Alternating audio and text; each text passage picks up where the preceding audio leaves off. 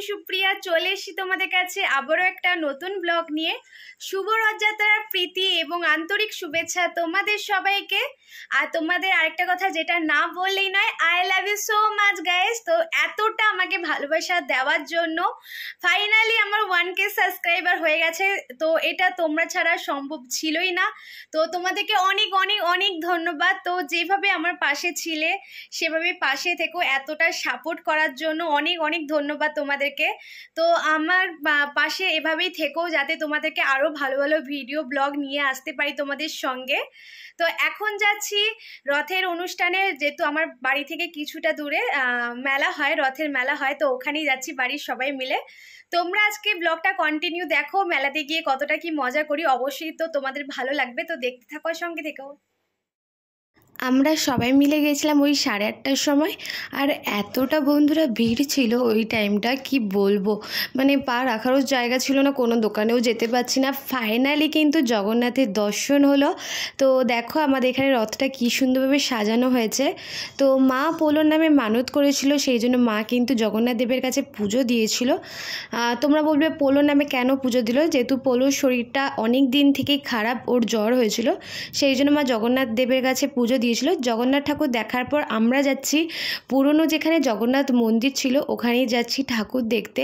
জানো বন্ধুরা, আগে না এখানে পুরীর মতন পুরো একটা জগন্নাথ দেবের মন্দির ছিল, তো সেই মন্দিরটা এখন ভেঙে গেছে, অনেক বছর হলো ওই মন্দিরটা ভেঙে গেছে। তো সেই জন্য এখানে পুরনো মন্দিরে যে জগন্নাথ ঠাকুরগুলো এখানে রাখা হয়, তো ওখানেই যাচ্ছিলাম ঠাকুর দর্শন করতে। তো প্রথমে এখানে দেখো, এখানে জগন্নাথ মূর্তি দেখার পর ঠিক বেরাচ্ছিলাম ওই টাইমটা একজন ঠাকুরের ভোগ নিয়ে বসেছিল। তো আমার সত্যি কথা বলছি বন্ধুরা, ঠাকুরের ভোগ খেতে এতটা ভাল লাগে কি বলবো। নিশ্চয়ই তোমরা জানো, যারা আমার ভিডিও দেখো অবশ্যই তোমরা জানো যে আমার ঠাকুরের ভোগ খেতে অনেকটাই ভালো লাগে। তো ঠাকুর দেখার পর ওখান থেকে কিন্তু আমি একটা ভোগ কিনে নিয়েছিলাম। তারপরে এসেছিলাম গাছ কিনতে, কেননা আমি অনেক মানে কিছুদিন ধরেই শুনছি যে রথের দিন নাকি গাছ কিনতে হয় এবং গাছ লাগাতে হয়, কিন্তু এই ব্যাপারটা যে কেন ওটা ঠিক আমার জানা নেই, যে গাছ কিনতে কেন হয় বা গাছ লাগাতেও বা কেন হয়। তোমরা যদি জেনে থাকো প্লিজ কিন্তু কমেন্ট করে জানিও। তো ভেবেছিলাম গাছ কিনবো, কিন্তু কেনার জন্যই গেছিলাম, কিন্তু নিয়ে আসবো কিসে ওই জন্য নিইনি। উল্টো রথের দিন কিন্তু একটা গাছ নেব বলে ভেবেছি। তো গাছের দোকানে অনেক রকমের গাছ ছিল দেখার পর, আর এখানে দেখো বাচ্চাদের কত রকমের খেলনার জিনিস ছিল। আর আমার মা আর জেঠিমা, জানো পাশের বাড়ি এক জেঠিমা গেছিলো আর মা গেছিলো, ওরা না পুরো বাচ্চাদের মতন ব্যবহার করছে। সঙ্গে কিন্তু বাবাও ছিল, বাবাকে কিন্তু আর ক্যামেরায় নিতে পারিনি। তো মা জেঠিমা এই যে বাচ্চাদের যত রকমের খেলনার জিনিস দেখছে ওখানেই দাঁড়িয়ে আছে, ওরা নাকি দেখবে ওই যে ওখানে সবাই যে ঝুলছে, তারপরে বাচ্চারা যে গাড়ি করে যে ঘুরছে ওইগুলো দাঁড়িয়ে আছে কন্টিনিউ দেখবে বলে। আমি পালিয়ে যাচ্ছি, বললাম মা চলো, আমি ভালো লাগছে না, তাড়াতাড়ি মেলা ঘুরে পালিয়ে যাব।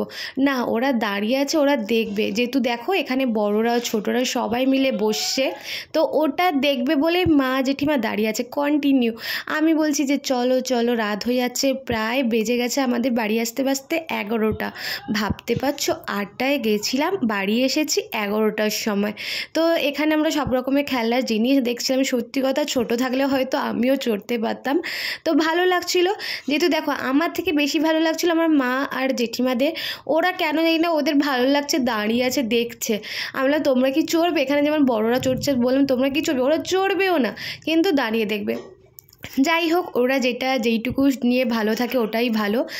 তারপরে আমরা মেলাতে সব কিছু ঘোরার পর ফুচকা খেতে প্রচণ্ড ইচ্ছা করছিল, তো মার হাতেই পাতা দিয়ে দিয়েছি। আমি আর পাতা নিয়ে দাঁড়াইনি, কেননা ভিডিওটা তাহলে কে করবে আমি যদি পাতা নিয়ে দাঁড়িয়ে যাই। তো মাই ফুচকা খাচ্ছিল আর আমাকে একটা একটা করে খাইয়ে দিয়েছিল। তো আমি মেলাতে যখনই আসি এই দোকানে ফুচকাটা আমার একটু ভালো লাগে, কেন গন্ধরাজ লেবুর ফুচকা করে, আমার কিছুটা কলকাতা ফ্লেভার ফুচকা লাগে এখানে।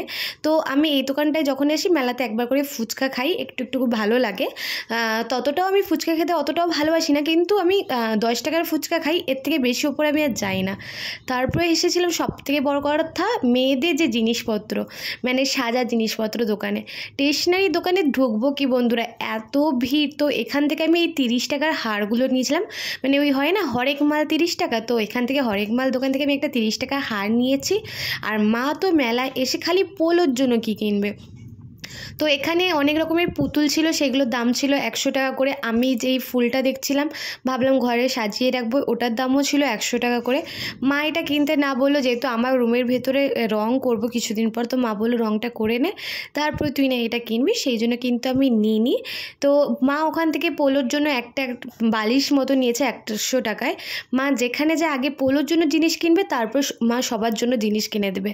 তো আমি স্টেশনারি দোকানে টুকিটাকি জিনিস দেখছিলাম, কিন্তু আমার অতটাও ভালো লাগেনি, একটাই শুধু গলার হার নিয়েছি। পাশের বাড়ি যে জেঠিমা গেছিলো ওনার একটা বটি নেওয়ার ছিল। তারপরে এখানে দোকানে এসেছিলাম অনেক রকম, যেই বটির দাম 250 টাকা সেটা আমরা নিয়ে এসেছি 100 টাকায়। দেখেছো কত মানে লোকজন যারা দরদাম করতে পারে না সবাই কিভাবে ঠকে যায়। আর এই দেখো ঠাকুরের ভোগ, মানে সিরিয়াসলি আমি ভাবতে পারিনি আমি জগন্নাথ দেবের দর্শন করতে গিয়ে ঠাকুরের ভোগ পাবো। আমার অনেকটাই ভালো লেগেছে। ওখানে পোলাও ছিল, আর 30 টাকা যে হারটা বলছিলাম এটাই নিয়েছে 30 টাকার হার।